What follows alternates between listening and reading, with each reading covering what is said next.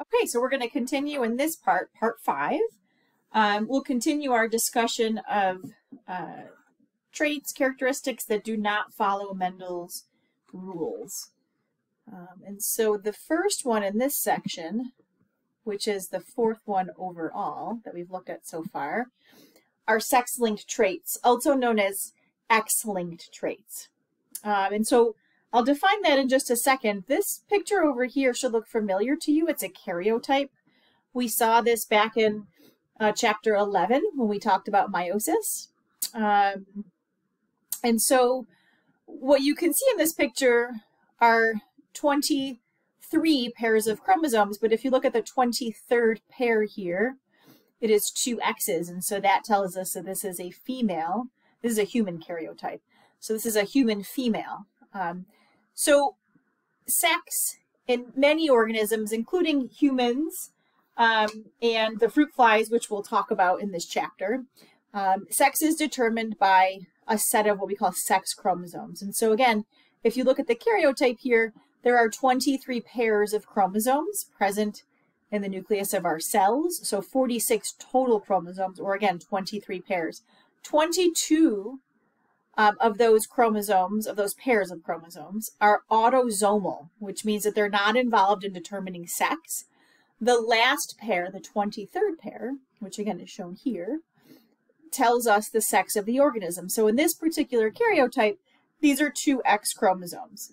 If it was XY, that would be a male. And so that's on the next slide.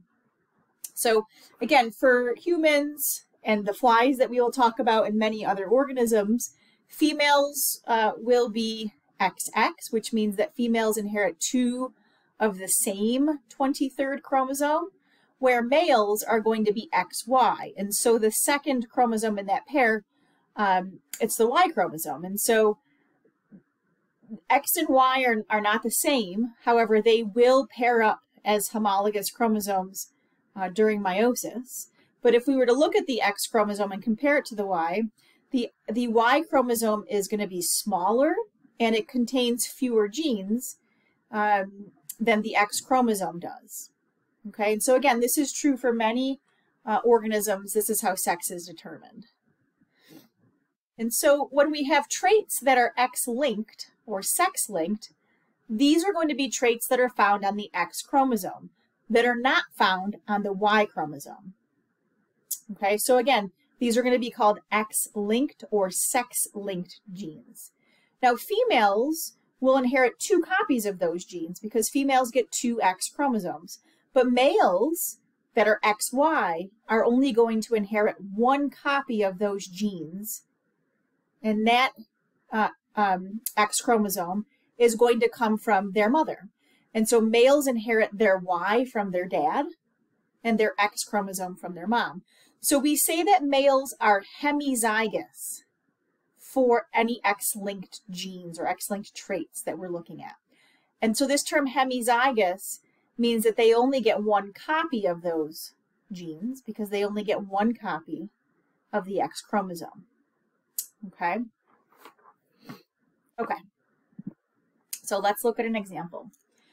So we're going to do a couple of different examples. The first one is going to be eye color in fruit flies.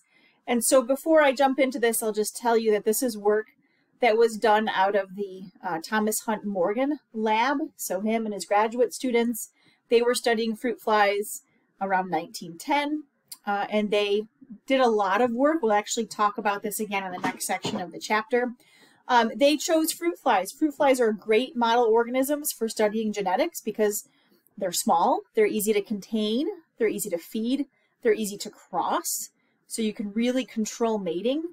And you can see when you have X-linked traits, and we'll also talk about just plain old linked traits as well. So fruit flies are a great model organism.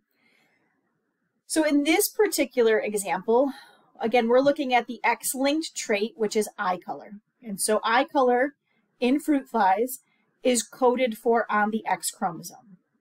Okay? So flies are either going to have, there's 2 alleles. So there's the X big W, which codes for red eyes, and then there's the X little w, which codes for white eyes. So notice the notation here, kind of like we saw in incomplete and codominance, right? In this case, again, the gene is on the X chromosome, so we're going to actually write the letter X with the allele as a superscript to the right of the X.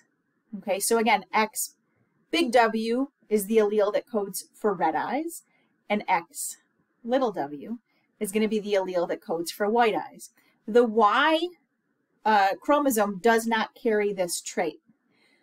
So for genotypes, if we have a red-eyed female can either be X big W, X big W, so two of the same alleles, one on each chromosome, both code for red eyes, or they could be heterozygous, so X big W, X little w. And so in this case, we say that red is dominant to white. Okay? A white-eyed female would have to be X little w, X little w. Okay, so those are all the possibilities for female flies. Let's look at male flies. So if we have a red-eyed male, the only way to get a red-eyed male is X big W, Y.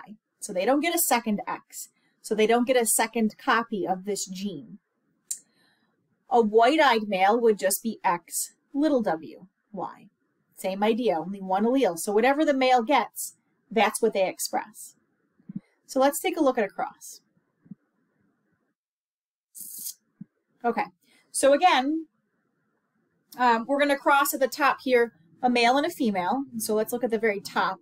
So here is our male fly. Okay, so this is the symbol for a male. We got our male fly, and if you look at him, he's got red eyes. And so he must have one big W. Okay, and of course that big W is going to be on his X chromosome. So his genotype would be red-eyed. Sorry, his phenotype would be red-eyed, and his genotype would be X big W, Y.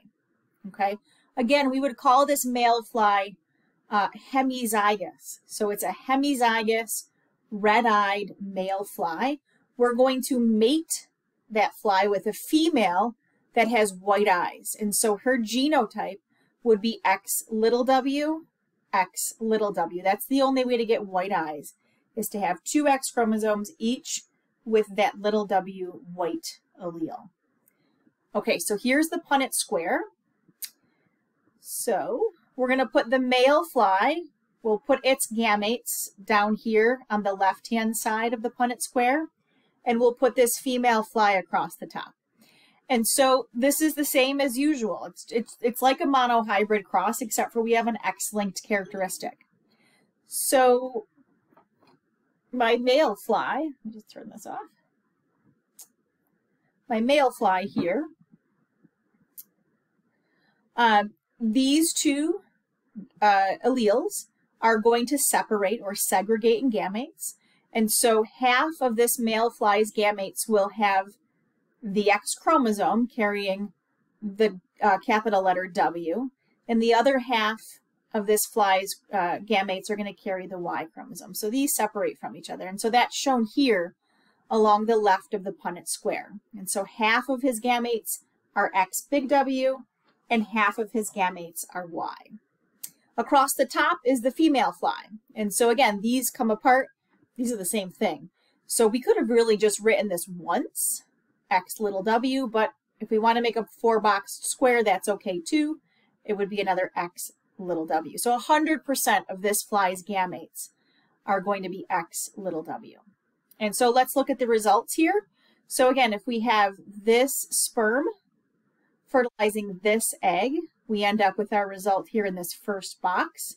And this fly would be X big W, X little w. This is going to be the same exact thing. Okay, down here in this box, it's going to be this sperm carrying the Y chromosome, fertilizing this egg here, X little w. And so this fly here is going to be X little w, Y. And so notice how the X is always written before the Y. And if there is a capital or dominant allele, that will also come first. Okay, so for example, in this heterozygous female here, it's X big Y, X little y, not the reverse. Okay, and the same thing down here, it's X little w and then Y. The Y never comes first. And this would be the same exact genotype and phenotype. So in reporting out about this Punnett square, you wouldn't just give a 1-to-1 ratio. You know, you wouldn't say a 1-to-1 ratio of red to white colored eyed flies, because you have males and females here, so it's a little bit more complicated. So instead you would say, in this case, all the female offspring have red eyes and all of the male offspring have white eyes. Or you could say 100% of the female have red eyes and 100% of the males produced have white eyes. That would be okay as well. So when you're reporting out about X-linked traits, you have to talk about the sex of the organisms produced as well as the phenotype. Okay, so we'll talk about humans for a bit. And so in humans, there are also X-linked traits. In fact, there are some very important X-linked disorders that are found in humans that are carried, on this X chromosome. Some examples of disorders are red-green colored blindness and type A and B hemophilia. Red-green color blindness, not a huge deal, although maybe if I had red-green color blindness, I wouldn't say that, I'm not sure. But hemophilia is a big deal. So people with type A or type B hemophilia are missing factors involved in blood clotting. And so individuals with this disorder or one of these disorders, they have a difficult time with clotting their blood. We do treat for that now. We can actually give patients clotting factors prophylactically, so that if you do get a cut or an internal bleed, you shouldn't bleed out. But it can be very deleterious. So in any event, this color blindness or this hemophilia, they are all X-linked traits. And so they're going to be carried on the X chromosome. X-linked disorders or conditions, they are much more common in males than in females. And the example here on the right displays that. Why is that? Well, again, males only get one chance at inheriting the normal allele, right? Where females get two chances because females inherit two X chromosomes. Okay. And that's actually on the next slide. So we'll talk about this figure in just a second. That's here. Okay, so make sure we set all this. So females, again, would have to inherit two mutant alleles or recessive mutant alleles, one from each parent, in order to have color blindness or in order to have hemophilia. And so I think I said this. So these are not just X-linked, but they're X-linked recessives. Okay, so again, you have to inherit two if you're a female to have the disease or the disorder, or the condition. Sorry about my dog. In the case of a female inheriting and expressing the condition, the father would also have to have it, right? And express it in order to have a female, a daughter that has the disease or the disorder. Where males only have to inherit one recessive mutant X-linked allele to have the condition. And this would have to come from mom. And mom doesn't necessarily have to express the condition. She can just be heterozygous or be what we call a carrier. And that term's pretty important. So that's down here. A carrier, that we're talking about heterozygote here. Whenever we use that term carrier, we're talking about the heterozygote. So let me walk you through this figure here on the right. So we're in this particular figure, I guess it could be anything, but this is from the textbook, and we're looking at color blindness. Okay, and so this peach color represents an affected individual, so an individual who is colorblind. The blue would be an unaffected individual, so a person who is not colorblind. And if an individual has both colors, they are a carrier, which means that they are heterozygous. So let's start here with dad. He's blue, and so this would be an unaffected father. If we were to look at his chromosomes, again, we're looking at the X and Y chromosome. The Y doesn't have any, genes lit up on it, but the X does. And so right here at this position, dad is carrying a normal dominant allele. For the sake of color blindness, we usually use a capital letter C to represent the dominant allele. Now, mom over here, she's fine. She doesn't have red-green color blindness, but she's a carrier. So notice how her body has both shades. And so again, if we look at her genetics, she gets 2 X chromosomes because she's a female. One of them contains the dominant allele, which codes for color blindness, which codes for normal vision. So this would be a big C. And this red part on this other X chromosome shows you the recessive allele, the deleterious, the mutant, the bad allele. So this red is going to represent the colorblind allele. So that would be a little C. Okay, so let's take a look at this. It's a little bit confusing, all these arrows, but it's showing you how these 4 different possibilities come to be. So the only way to get an unaffected son, okay, so this unaffected son would have to get the Y chromosome from his dad, which doesn't carry this gene, right? And the X chromosome would have to come from mom. And one possible X chromosome that this son could get from mom is the one carrying the normal allele, so the non-colorblind allele. And so that's one possibility. Or let's look over here at the second son. He is affected, which means he's colorblind. And so again, the Y chromosome would come from dad. You can see this gray arrow. But the X chromosome here carrying the deleterious allele comes from mom. She was a carrier. Okay, so if these 2 people were to mate, of their male children, 50% of their male children are likely to be colorblind, predicted to be colorblind. Let's look at their female children. So this is one possibility, an unaffected daughter who's also not a carrier. She gets 2 normal X alleles, one from dad, one from mom. In this case over here, we also have an unaffected daughter. So again, she does not have color blindness. However, if we look at her X chromosome, she gets 1 normal allele from dad, okay? But she gets 1 deleterious allele from mom, okay? And so again, of the female children produced from this cross, 50% are expected to be homozygous normal, and 50% are expected to be carriers. However, 100% of the female offspring are expected to have normal vision. Okay, so you can see how males are more likely to inherit and express deleterious recessive X-linked traits.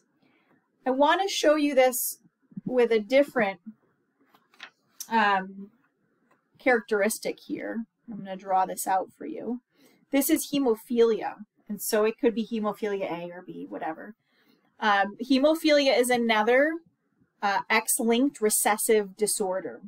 Again, much more serious than color blindness. And so this cross that I've set up for you here, I have a normal male, so X big HY, so that again it's X-linked, the H stands for hemophilia. And in this case, the dominant capital H means no hemophilia. Okay, so this is a normal, unaffected male. Here's mom, X big H, X little h. And so mom is a carrier. Okay, she doesn't have hemophilia because she has 1 copy of that normal allele, which is dominant. But she's a carrier because she does have that little H allele. And so let me grab my pen. And we will go through this. So I'm going to take dad, and just like on my last one, I'm going to put him on the side. Oops, sorry, on the side of my Punnett square. So let me get my Punnett square drawn.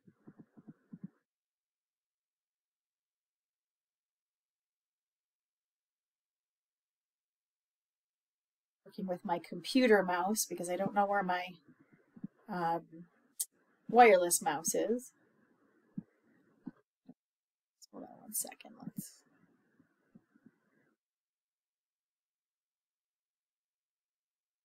This line here. Okay.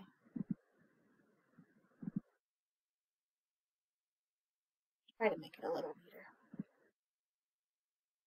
Okay, not bad. So over here on the left-hand side, I'm going to put my my gametes from my male human here. So again, these gametes will come apart during, these alleles will come apart during meiosis and end up in separate gametes. And so 50% of the gametes from dad are going to be X, big H, and 50% will just have Y, which doesn't have an H allele. Okay, so there's my 2 gametes from dad. Now my gametes from mom, again, those will split, and so I'm going to have 50% that will be X big H, and the other 50% will be X little h. So just like eye color and flies, it's the same idea. Okay, so in my first box here, I'm going to go ahead and grab a different color pen. And in my first box here, I'm going to write the result of these 2 X chromosomes ending up in the same cell. So that's going to be X big H and X big H. And so this would be a female human that does not have hemophilia. I'm going to come over here to the right. So again, X big H and X little h. So again, a second female. And so again, how I would explain this, that's it for my female children, but I would explain this as all of my female children, 100% of them, do not have hemophilia.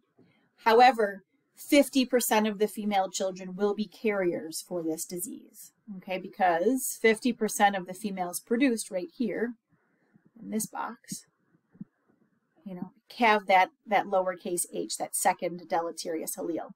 If I go to the bottom now, this is going to be X big H Y, so that's a male child, normal, no hemophilia. And my second box is going to be X little h, ooh, I don't know where that came from, Y. And so this second male is going to have hemophilia.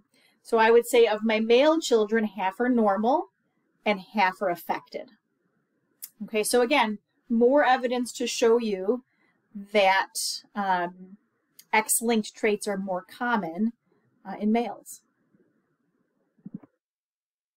Okay, so the fifth thing that we'll think about, I just wanted to introduce you to lethal alleles. And so these are going to be alleles for a gene that are essential for survival. These would be mutations in an allele that's essential, for a gene that's essential. And so organisms, well, let's look at the 2 types. So recessive lethals, these are going to be mutations in which these mutations are only lethal in the homozygous recessive form. So only individuals who inherit 2 copies of these particular alleles will die from it, okay, or will have a shortened lifespan from it. Heterozygotes, so individuals who carry 1 normal and inherit 1 recessive mutant allele, are going to be considered carriers, and they won't have the disease themselves or won't have the full-blown effects of the disease themselves, but they will be able to pass it on to any offspring. I gave you a short list of examples of recessive lethal conditions in humans. Tay-Sachs disease is a neurodegenerative disease. This usually results in death pretty early in life, within the first few years. The second 2 that I have listed here, so cystic fibrosis and sickle cell anemia. Cystic fibrosis is a mutation. It's actually just it's a base substitution. It's just a very small mutation. it leads to huge deleterious effects. So people with cystic fibrosis, they have one misshaped protein, and because of that, they have effects in pretty much every organ. Tremendous mucus production, which creates a lot of problems. Sickle cell anemia, again, one misshaped protein, it's the beta hemoglobin protein, and that causes red blood cells to be misshaped, which has huge effects. I will just say for cystic fibrosis and sickle cell anemia, 10, 15 years ago, I would have told you that people die very young from these conditions. However, in recent years with new treatments, even genetic treatments that are kind of coming to be, there is hope for people with cystic fibrosis and with sickle cell anemia. There's a much better outlook than there used to be. People with cystic fibrosis are now living into their 30s and 40s. And sickle cell anemia, CRISPR gene editing technology this was the first approved disease. It just happened not very long ago. So the outlook is better for those individuals. On the flip side, a dominant lethal is when there is a mutation where it's lethal in either the homozygous dominant or in the heterozygous individual. Okay, so individuals who get two deleterious copies, two lethal alleles, or one lethal allele and one normal allele, they're going to be affected. These types of lethality alleles are very rare. They usually only last one generation because it's dominant, and so if it's there, the individual usually dies. So how do they persist? So sometimes the disease onset and fatality, so a death, doesn't occur until later in life. If that happens after reproductive age and after the individual reproduces, then the individual could pass on that trait to their offspring. So a really good example of a dominant lethal is Huntington's disease, which is another neurodegenerative disease. Okay. So I want to quickly mention pleiotrophy. We really just have a couple more things left here. So pleiotrophy, this is when one gene affects multiple phenotypes. So one gene, many phenotypes. When we talked about Mendelian traits, we talked about one gene, one phenotype. So the flower color gene affects flower color. Seed shape affects seed shape. That was it, one gene, one phenotype. And that's not always true. So there are genes which are pleiotropic. Okay, so pleiotropic alleles, they're responsible for multiple symptoms of certain recessive hereditary diseases like cystic fibrosis and sickle cell disease. So again, you've got one gene, multiple phenotypic effects. In this picture here, I'm actually showing you normal-shaped red blood cells and sickle-shaped red blood cells. So in sickle cell anemia, again, it's just one protein that's misshapen. It's called the beta hemoglobin protein. Now, because of that, all of the red blood cells in an individual have this sickle shape. They're supposed to be nice and concave, round and concave. Instead, they're sickle-shaped. And so not only does the hemoglobin not work very well, but now your red blood cells aren't shaped correctly. Not only are they not shaped correctly, but they get stuck in capillaries, which causes internal clotting and pain and suffering.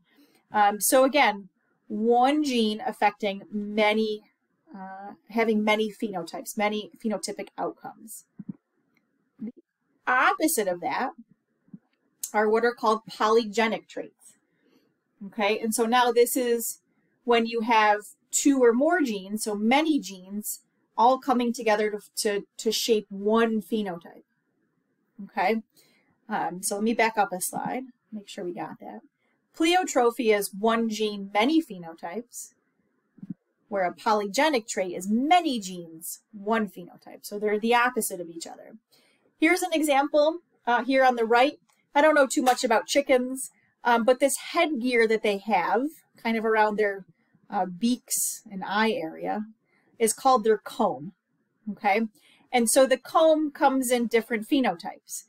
And that phenotype the comb phenotype, is going to be determined by a combination of genes. So we have the P gene and the R gene. And so it's those two genes that affect this one phenotype, which is called the comb. Okay? And again, there's different combinations. So anytime you have the P and the R gene, the dominant form of the P and the R gene, you end up with a walnut comb. If you have the recessive form of both, you end up with the single comb. Okay? If you have the dominant for the P, but recessive for the R, you end up with the P comb. And my favorite, the recessive for the P and the dominant for the R, you end up with the rose cone. Isn't he cool? Okay, so again, multiple genes, one phenotype. We didn't see that in Mendel's work.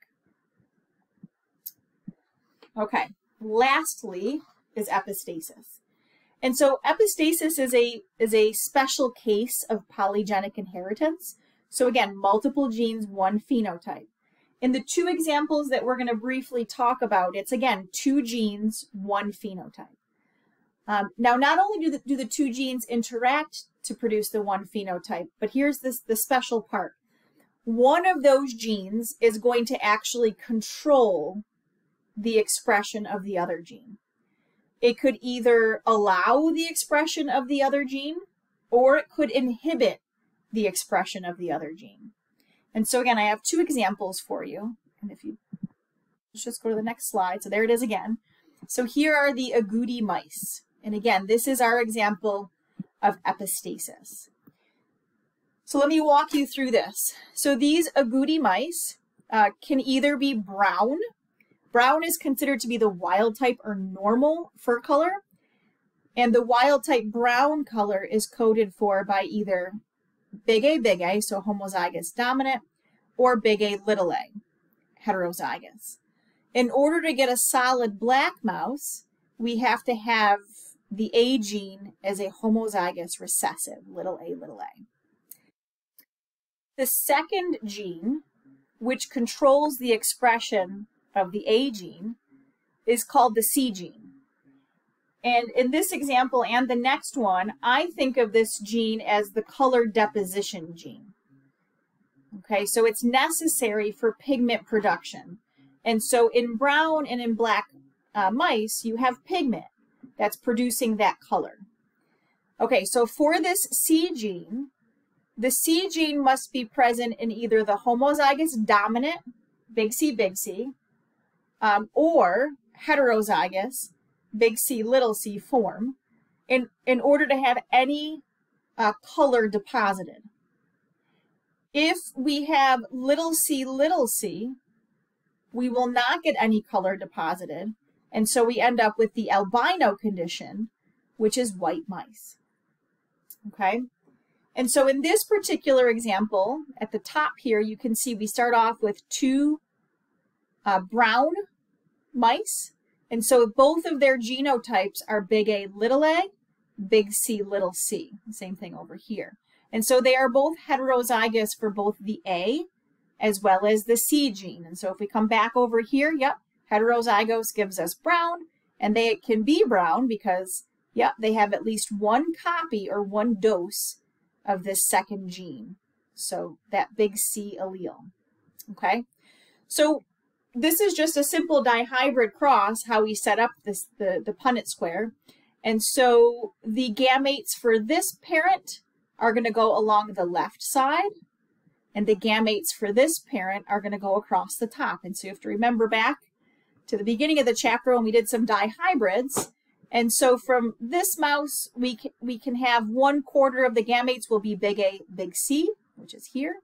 1/4 will be big A, little c, which is here. These are out of my particular order that I like, but they're all there. 1/4 of the gametes will be little a, big C, here. And 1/4 will be little a, little c. There, we got everything.